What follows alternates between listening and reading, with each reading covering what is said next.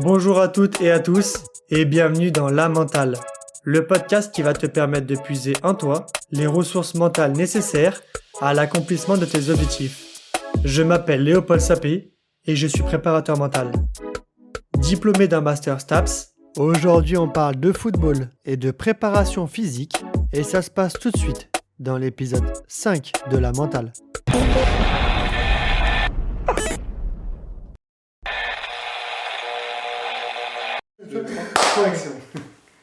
Salut mon Flo, Salut mon Léo. j'espère que tout va bien. Déjà très heureux de t'accueillir avec moi dans ce nouvel épisode du podcast La Mentale. Merci à toi pour ton invitation. Avec plaisir. Donc là on est à Cluses-Sonzier, là où maintenant t'habites depuis plusieurs mois, même plusieurs années. Ouais, bientôt 2 ans. Ouais. L'idée de ce podcast, ça va être de parler de préparation athlétique, de parler aussi un peu de coaching foot. Et pour ça, du coup, dès ma première question, c'est maintenant. C'est Flo, est-ce que tu peux un peu te présenter pour les auditeurs du podcast? Du coup, je m'appelle Florian Serre, j'ai 26 ans. Ça fait ma 10e année en tant que coach, éducateur de football. C'est ma 2e saison au sein du club de Cluses-Sionzier. Donc pour situer, Cluses-Sionzier c'est en Haute-Savoie.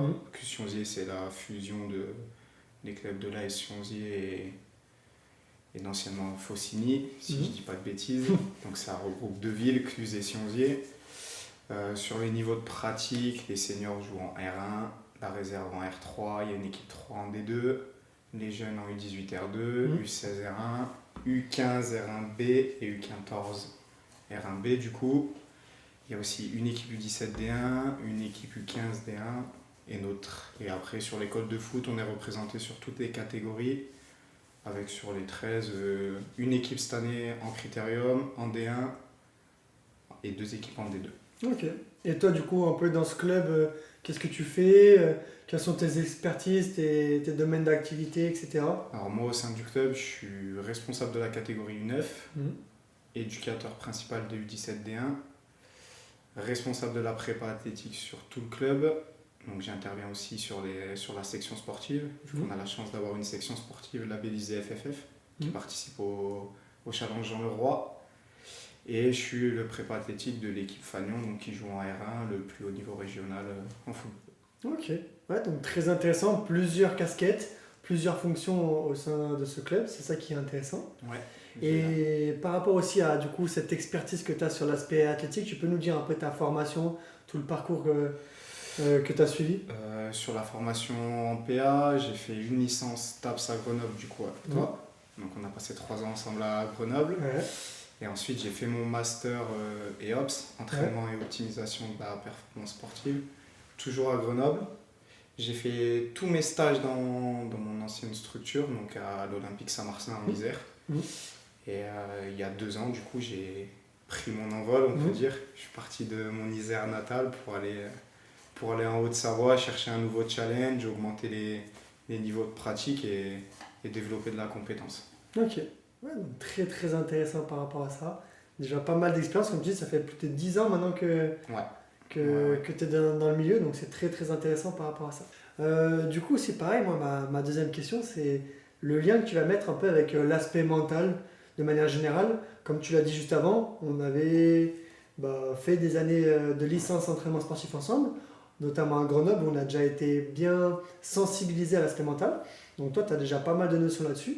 Et voir un peu qu'est-ce que c'est pour toi la préparation mentale, quelle est pour toi l'importance de l'aspect mental dans ton quotidien, et voir un peu comment tu l'utilises aussi bien en tant qu'éducateur qu'en tant que préparateur athlétique. Du coup, comme tu l'as dit, on a fait 3 ans ensemble à Grenoble, où nous, la licence entraînement sportif, elle avait une forte orientation quand même sur la prépa mentale. Donc on a été vachement sensibilisés et formés là-dessus. Pour moi, déjà, elle fait partie des 4 facteurs de la performance. Donc il y a le mental, le technique, le tactique et l'athlétique sur les facteurs de la performance en football. Donc elle a une part prédominante dans la performance. Donc moi, l'objectif en tant qu'éducateur, c'est vraiment sur chaque procédé d'entraînement que je vais mettre en place, c'est vraiment d'intégrer un aspect mental sur chaque procédé d'entraînement qui peut être utilisé en séance. Et sur l'aspect PA, c'est pareil. Chaque composante athlétique va être en lien avec un aspect mental. Pour moi, l'aspect athlétique et mental, ils sont complémentaires. On parle souvent de la capacité à aller se surpasser, chercher au plus profond de soi pour performer. Donc le mental et l'athlétique sont étroitement liés. Tu as un exemple à donner quand justement tu crées tes procédés d'entraînement, aussi bien sur l'aspect athlétique que sur l'aspect plus technique ou tactique, de cette variable mentale que tu vas venir chercher en plus ou à nous donner? Quand on travaille quand on travaille de façon intégrée, l'aspect mental et motivationnel, il va être tout de suite amené par le jeu en fait. Donc c'est tout de suite un peu plus facile pour les joueurs de travailler, on va dire. C'est plus quand on va faire du dissocié ou même de l'associé que là il faut vraiment impacter sur le joueur. Par exemple, truc tout bête, tout bateau, quand on va faire du 15-15, forcer le joueur à aller se surpasser.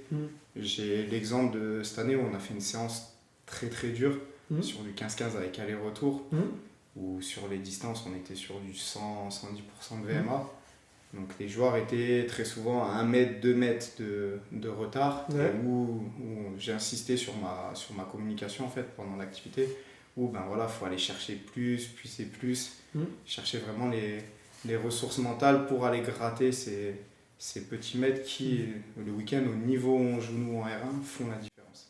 Clairement. Vraiment, par rapport à ton discours, par rapport à l'animation que tu vas mettre de ce procédé, jouer sur ces facteurs motivationnels pour qu'il se dépasse et pour vraiment qu'il rentre dans ces clous que tu veux avec ces distances à atteindre. C'est ça. Ok. Et après, pareil aussi, du coup, je sais que tu es sensibilisé à différents outils, différentes techniques un peu de préparation mentale. Est-ce que sur des temps aussi bien dissociés que intégrés ou associés, tu utilises un peu des outils de préparation mentale, je sais pas, de la relaxation, de l'imagerie mentale ou autre? Cette année, sur la section sportive, j'ai eu un peu carte blanche sur l'aspect PA. Donc on fonctionnait par cycle, 3 semaines de travail, 1 semaine de régé. Et pendant la semaine de régé, j'ai voulu impulser des choses nouvelles. Donc on a fait un peu de la sensibilisation sur la prépa invisible, on sort un peu de la prépa mentale, quoique. J'aurais présenté une diapo sur la prépa invisible, donc on a été sur tout ce qui était récupération, etc. J'ai mis un gros point sur tout ce qui était relaxation, sophro, avant, pendant et après les séances, pour aider à la récupération. On a fait une séance un peu de mobilité, yoga, mais travail aussi sur la pleine conscience, sur le ressenti, sur le discours interne.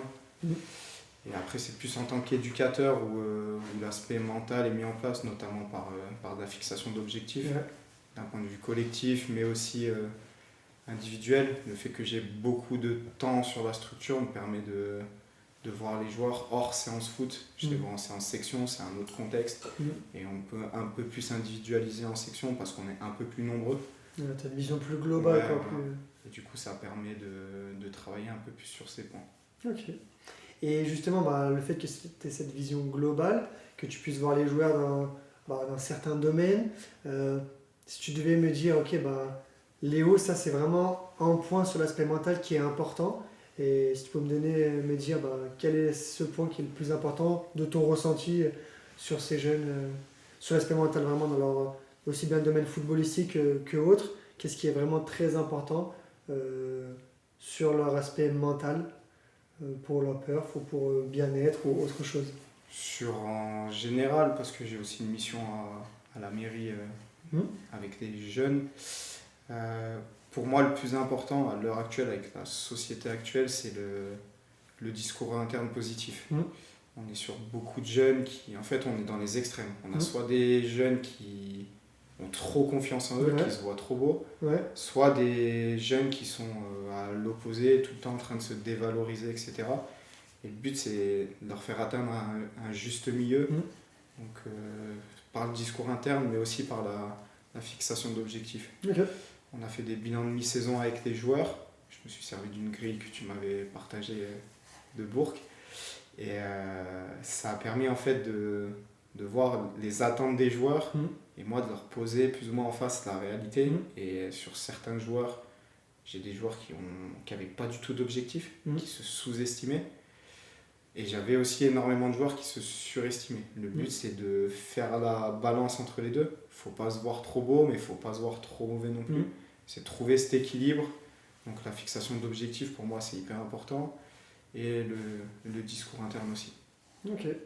Vraiment avoir cette perception, comprendre la perception du joueur, lui faire comprendre ta perception pour vraiment que ça soit, comme tu dis, pas de surestimation ni de la sous-estimation, mais qu'on soit vraiment dans les réalités, dans la performance pure et dans ce qu'on ressent. Okay. C'est ça. Puis c'est des outils assez simples à mettre en place pour les joueurs. On a été formé sur l'imagerie mentale, etc. Mais même tout ce qui est relaxation, sophrologie, il faut un peu plus de temps, c'est du travail perso. Ça, c'est vraiment, ça peut être fait sur du one-shot. Une fixation d'objectif en 10 minutes avec un joueur, ça peut être fait. Un discours interne, c'est un peu plus long, mais déjà avoir une image plus positive de soi, par du factuel. On utilise beaucoup la vidéo au club, on filme les matchs, etc. Ça permet, pour le discours interne, d'imager. Ça c'est bien, ça c'est pas bien, notamment sur les attitudes. Donc, ça permet aussi de mettre un cadre, vraiment un cadre de fonctionnement avec les objectifs, où on sait, nous on attend ça de toi, toi tu attends ça de toi, et il faut arriver à se dépasser si on met dans les objectifs. Ça conditionne tout après notre façon d'entraîner, etc. Ok. C'est ça. Et du coup là on parlait beaucoup des jeunes. Si on prend aussi la comparaison un peu avec le monde senior que tu connais aussi, comme tu l'as dit, tu es préparateur athlétique de l'équipe R1.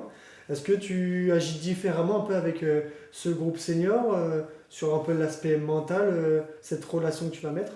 Alors j'ai découvert vraiment le monde senior cette année, qui est un monde très différent du monde des jeunes. Les jeunes, quand on va proposer quelque chose, ils vont plus ou moins le faire sans chercher à comprendre, sans rétorquer. Sur le groupe senior, c'est un peu plus complexe, on va dire, parce que déjà on a des écarts d'âge. Nous, le groupe, on a un U18 qui fait partie du groupe, et on a un ancien pro qui a 43 ans, qui a plus de 400 matchs de Ligue 1.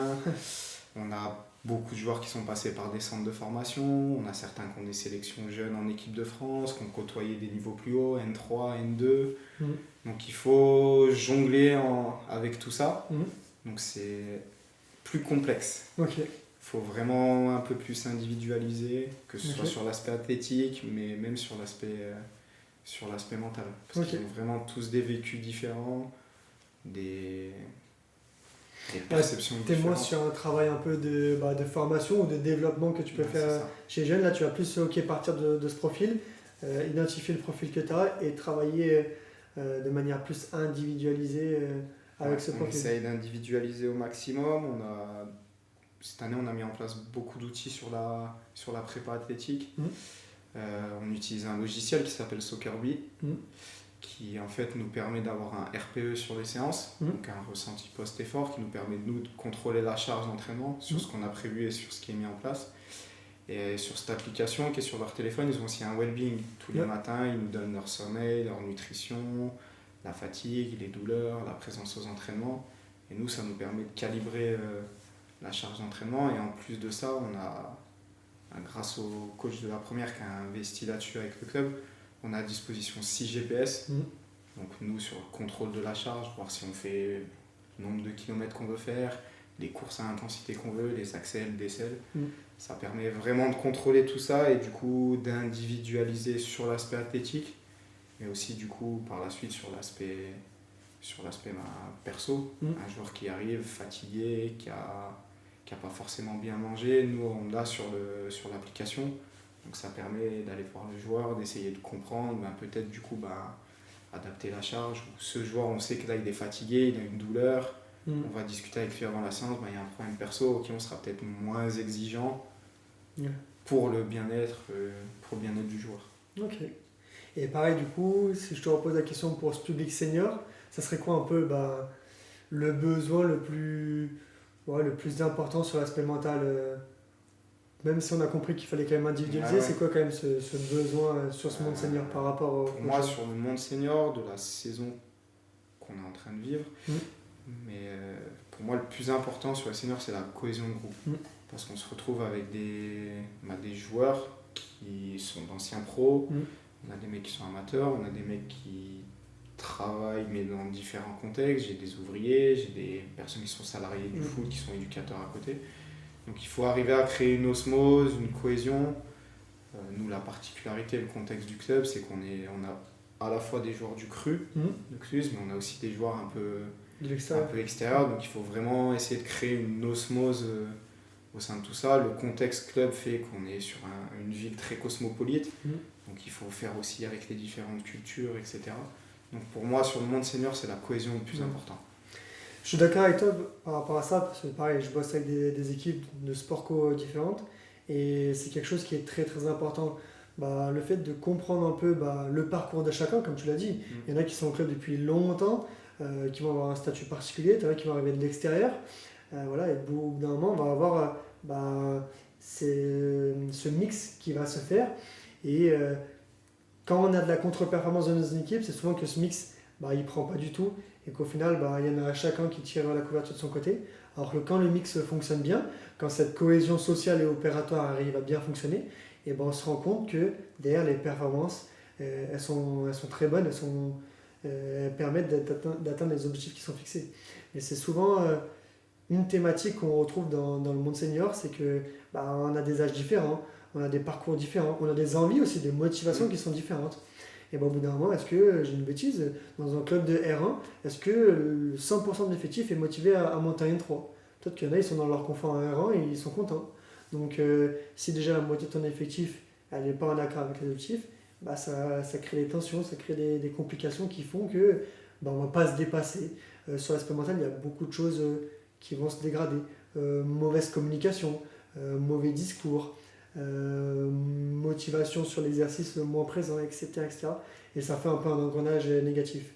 Donc je suis d'accord avec toi, c'est vraiment, moi, mon rôle de préparateur mental, c'est vraiment ça. Arriver dans une équipe, travailler en premier temps sur cette cohésion à travers la fixation d'objectifs et à travers différents outils pour vraiment avoir la cohésion sociale et opératoire la plus haute possible pour qu'après le climat de travail il soit le plus sain possible et le plus efficace possible.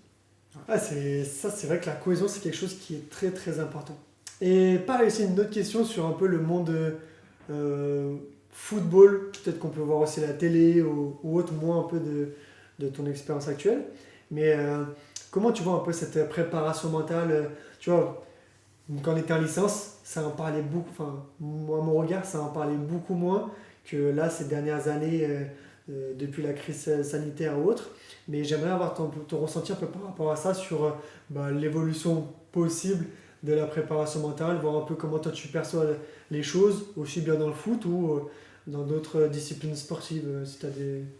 Sur la vie en général, la période qu'on a vue, la crise sanitaire qu'on a vécue avec les confinements, les masques, le fait qu'on puisse plus sortir comme on voulait, etc.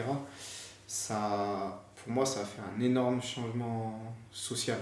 Et sur nos relations avec les gens, on a maintenant par habitude de mettre de la distance avec les personnes. On va plus serrer la main, on va faire un check, on va plus faire la bise aux personnes. Ça a entraîné beaucoup de changements, on s'est retrouvés pour la plupart d'entre nous enfermés chez soi, seuls, sans travail. Donc on a été obligés de se recentrer sur nous-mêmes.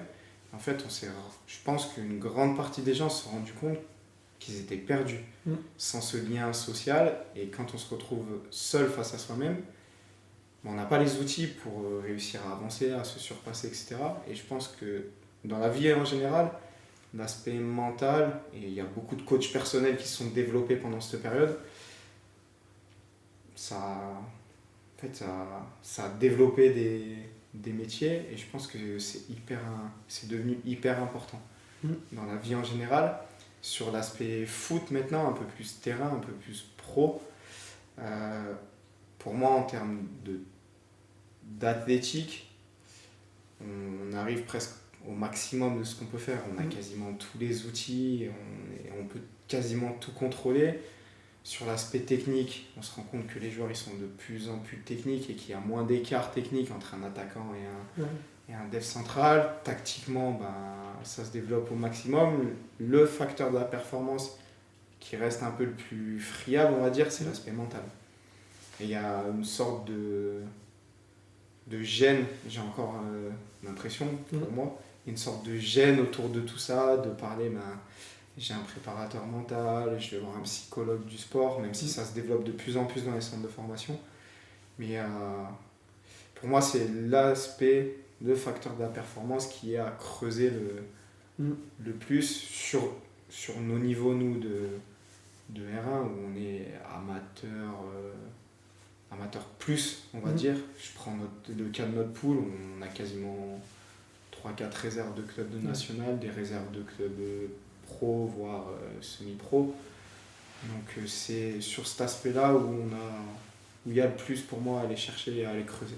Ouais, je suis d'accord avec toi, aussi bien amateur, semi-pro ou pro, c'est quand même l'axe à développer, le facteur de performance à développer qui peut amener de la performance ou dégrader cette performance, et on peut le voir ça avec différents exemples de ces dernières années. Mais c'est vrai que je suis d'accord avec toi, on ressent quand même un peu cette gêne, même si les sportifs ont plus tendance à en parler. Là, il y a Aurélien Tchouaméni qui a pris la parole en public, où il parlait du fait d'avoir un préparateur mental, un au club et un à côté. Au même titre que maintenant, tu as des préparateurs physiques, tu as des sportifs, des footballeurs pros qui ont des préparateurs physiques en club et perso à côté. Donc vraiment, on se rend compte que petit à petit, ce que les préparateurs physiques ont réussi à faire maintenant, donc être incorporé dans des staffs, dans des clubs et en complément à côté pour les joueurs, peut-être que les préparateurs mentaux, dans 5, 10, 15, 20 ans, ils vont peut-être arriver à pareil supprimer cette gêne et vraiment faire partie d'un staff à part entière.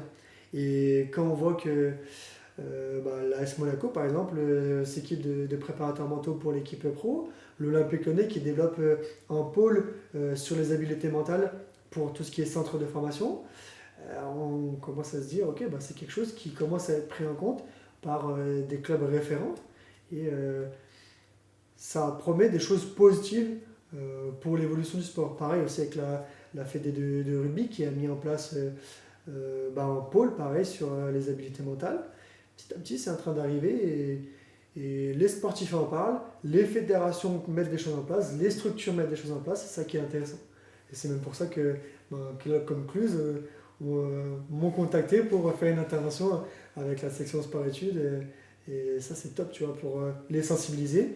Ce qu'ils vont découvrir demain, ils pourront l'utiliser jusqu'à la fin de la formation, même après, monde senior, même ceux qui arrêtent le foot, ils pourront l'utiliser dans leur vie perso, etc. Voilà, c'est des choses qui sont très intéressantes par rapport à ça. Ouais, je suis d'accord avec toi. Tip top. Donc voilà un peu pour la préparation mentale, les 2-3 questions que je voulais te poser par rapport à ça. Et après, pareil, j'aime bien terminer les podcasts par une petite question. J'aime bien à chaque fois, même avant de te poser la question, pareil, j'aime bien aussi que l'invité se décrive un peu, dire un peu, on peut suivre son travail, on peut un peu le retrouver, même si tu n'as pas de compte pro ou autre. Dire un peu, on peut te trouver, faire une petite partie de promo, même si c'est pas...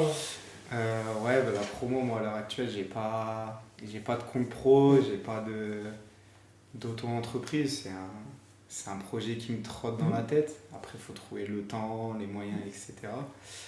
Pour me suivre, le truc le plus simple, c'est suivre la page de Cluse Chazier. On le voit très souvent d'ailleurs. Vu que je suis présent sur pas mal de catégories, donc c'est vrai que je suis assez présent.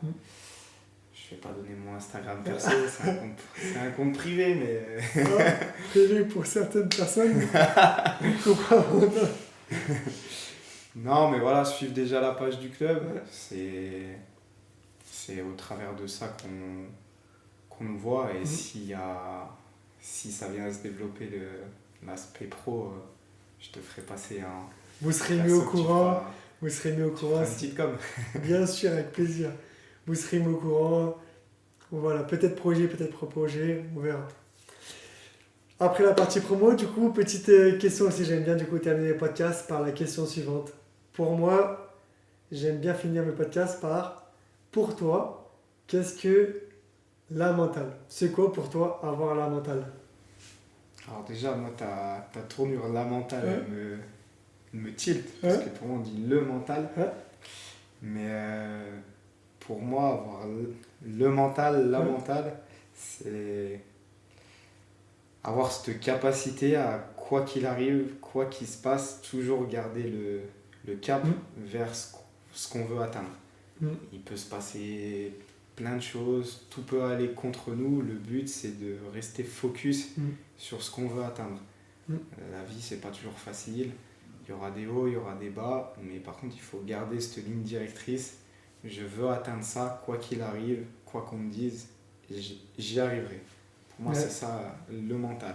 C'est faire face à tout ce qui peut se passer autour et rester focus sur un objectif. Ok, donc vraiment avoir un objectif, vraiment se dire moi je veux atteindre ça et garder cette détermination malgré les obstacles qu'on peut rencontrer, comme tu l'as dit. La vie, des fois, il y a des obstacles qui font que ça peut nous ralentir, des fois, il y a des opportunités qui font que ça nous fait accélérer, mais vraiment garder cet obstacle, garder cet objectif en tête et se dire c'est ça que je veux faire. Et du coup, je garde mon cap vraiment là-dessus. C'est ça. Moi, j'ai une citation que j'utilise beaucoup avec les jeunes. C'est une citation de Nelson Mandela. Je ne perds jamais, soit je gagne, soit j'apprends. Pour moi, c'est mon leitmotiv, c'est ma ligne de conduite. Quoi qu'il se passe, voilà, on ne perd jamais. C'est soit on gagne, soit on apprend. Eh ben, écoute, mon Flo, c'est une très très belle phrase pour terminer. Je te remercie du coup pour ce temps que tu m'as accordé du coup pour cet épisode de la mentale. C'était très intéressant, on a vu beaucoup de choses sur l'aspect mental, sur la préparation athlétique, aussi sur l'entraînement de foot. Il y avait des choses très très intéressantes. Je te remercie pour ça. J'espère que ça a plu un peu aux différents auditeurs du podcast.